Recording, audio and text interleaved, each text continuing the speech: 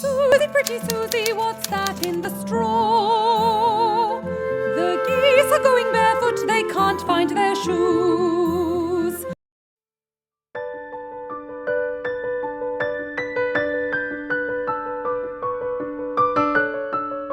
We made this story, quite a few years ago, when Bertie was still a frog and I was a wee tiny girl. My, how time flies! Well, somehow along the way we lost the audio when Bertie overwrote the file by mistake. That's why Bertie has asked me to read you the story once again. This morning, when I paid a visit to the pond where Prince Bertie the Frog lives, Colin the Carp was grumping about the place, muttering something about his birthday. Tim the Tadpole became very excited because he would love to go to a party in the pond. "Colin," said Tim, "how old are you?" "Too old," said Colin, who was a rather grumpy fish, "and very wise. You get that way when you're as old as I am. Well, some do." Just then, Sadie the beautiful black swan glided by. Tim swam up and asked her, "Sadie, how old are you?" "Tish, tish, little Tim. Didn't your mother ever tell you that it's not polite to ask a lady her age?" Tim is a very nicely brought up tadpole, so he apologised to Sadie for asking her age, before swishing his little tail and swimming up to Prince Bertie the Frog. "Oh, Bertie," he said, "can I ask you a terribly important question?" "Ask away, little Tim," boomed Bertie. "A prince knows the answer to everything." "Bertie, can you tell me how old I am?" Now, all the pond life knew that Tim is always asking silly questions, so Bertie wasn't at all surprised that Tim didn't even know his own age. In fact, secretly he was rather pleased that Tim's question wasn't too difficult, because in truth, he doesn't always know the answer to every question, not right away, without asking somebody to go and look it up for him. "Well, little Tim, don't you know that you're 4.5?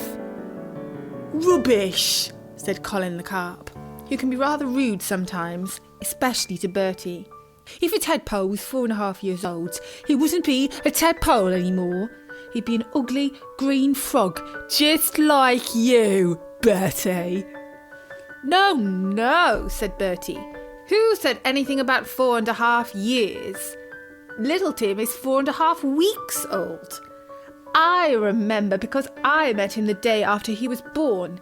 He looked just like a little piece of green slime, and I almost ate him, until I noticed at the last moment that he was a tadpole." Now Tim started swimming around in circles, which is what tadpoles do when they are very excited. "Yippee!" he said. "I'm 4.5 weeks old. Not just 4 by itself. Soon it will be my birthday and we can have a party." Then he said, "Oh," and he stopped swimming around in circles for a moment. "Bertie, just exactly when is my birthday?" "Why, little Tim, it's every Monday," said Bertie. "Yippee!" sang little Tim. "Next Monday's going to be my birthday. Happy birthday to me. We're going to have a party." And all the creatures who lived in the pond were very happy, apart from Colin, who doesn't like parties because he thinks that they make little tadpoles get overexcited and disturb his peace and quiet.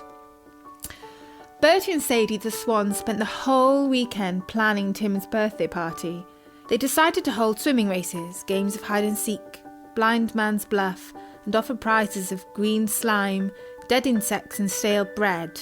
Bertie wanted to have an egg and spoon race, but Sadie pointed out that eggs were too precious to risk in a silly game. All the pond life were terribly excited about Tim's party, but nobody was more excited than little Tim. When Monday came, he was swimming around and round in circles so fast that he became quite dizzy. Bertie sat on a lily pad and called all the pond life to gather round. The ducklings were peeping excitedly, but the geese were the noisiest of all, honking away so that the pond sounded almost like the centre of the city during the rush hour. "Quiet! Be quiet, everyone!" boomed Bertie. "Now, let's all sing Happy Birthday, Little Tim. 1, 2, 3. Happy birthday to you." And all the pond life began to sing, "Happy birthday to you," except for Tim, who sang, "Happy birthday to me." But just as the whole chorus was swelling up to "Happy birthday, little Tim," and Tim was jumping out of the water with excitement, his mother, who was a green frog like Bertie, only prettier, hopped onto a lily pad near Bertie. Now Tim's mother doesn't have a very high opinion of Bertie because he isn't a true frog, not really, but only a prince who looks like one. She thinks that he is always putting silly ideas into little Tim's head and causing him to get overexcited and ask too many questions. So she ignored Bertie and called out, "Timmy, Timmy, time to go to school." At first, little Tim didn't hear his mother calling because the singing was so noisy and he was so excited. But soon she spotted him, and as he jumped over the water, she stuck her tongue out and caught him on it. Then she carefully put her little son on her webbed foot and started to hop away from one lily pad to the next. There was a hush over the pond. Everyone stopped singing and heard little Tim's sobs. "Mummy, Mummy, please no. I don't want to go to school. Not today. It's my birthday. Let's go another day. Please, no." "Don't be so silly," said Tim's mum. "How can it be your birthday yet? You're hardly a month old." "Please, Mummy, please, please. I want to go back to my party." "Enough of this nonsense. Hush right now." Tim's pitiful little pleas was so moving that even Colin the carp felt like crying, until he decided to eat some of the juicy dead flies that were meant to be prizes instead. Sadie the swan sighed. "Oh, Bertie, that's so sad. Little Tim has been looking forward to his party so very much. I didn't even know that he went to school." "He hasn't learned much," said Colin. "He's the silliest creature I ever met, apart from Bertie, that is."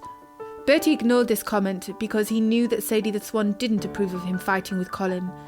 But secretly he decided that when he became a prince again, he wouldn't invite Colin to his birthday party.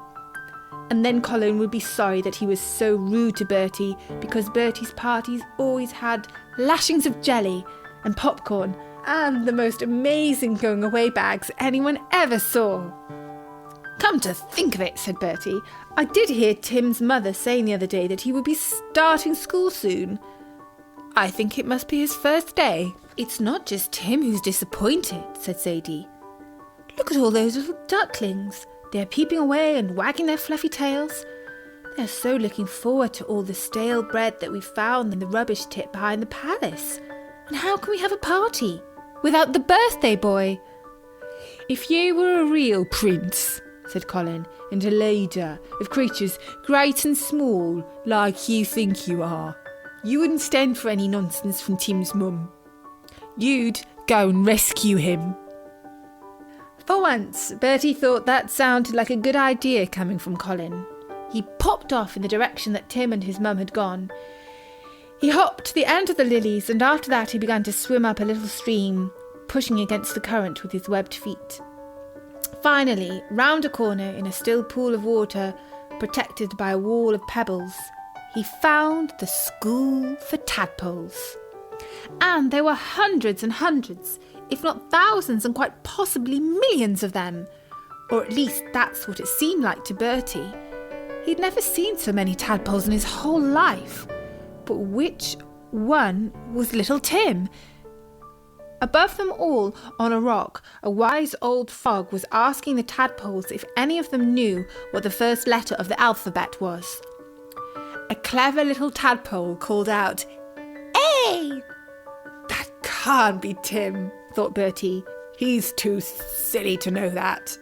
Next, the teacher asked the class if anyone knew what comes out of a duck's egg. Another little tadpole answered, "A duckling!" That can't be Tim, thought Bertie. He's far too silly to know that. Then the teacher asked what jelly beans were made of, and Bertie was about to put his webbed-fingered hand up because even he knows the answer to that one. But then he thought he'd better not, because he wasn't really meant to be there.